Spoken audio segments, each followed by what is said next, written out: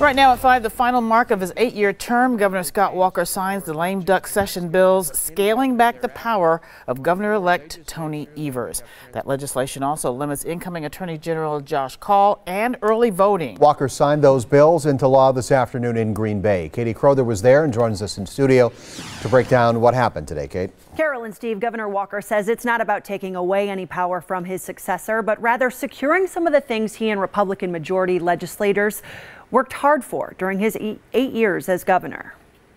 Governor Scott Walker referencing a Venn-like diagram his team created. The overwhelming executive authority that I as governor have today will remain constant with the next governor. But that diagram did not show how what Walker signed today will impact Evers. Every one of the things that are in this bill could be changed a month from now if the new governor and the legislature could reach an agreement.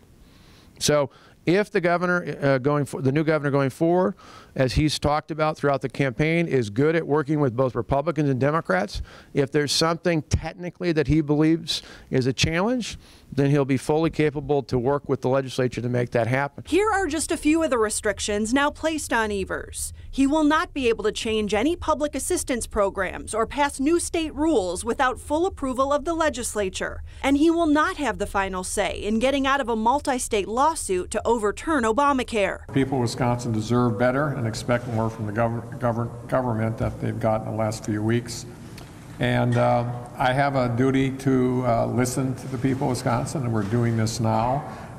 I stand with the people of Wisconsin, and now that this legislation has been signed, I will be reviewing our options and will do everything we can to make sure the people of this state are not ignored or overlooked. Governor Walker also reviewing his options when it comes to life after public office. I, for one, want to tell you, as someone who plans on continuing to live in Wisconsin, although I've had many an opportunity to go to Washington over the last couple of weeks, I'm going to live here. My wife and family are going to live here.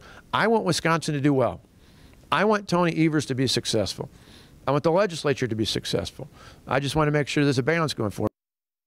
Now, another big part of the legislation, it will reduce early voting in all of Wisconsin to just 2 weeks before an election. That will likely prompt legal action, though. Carol and Steve.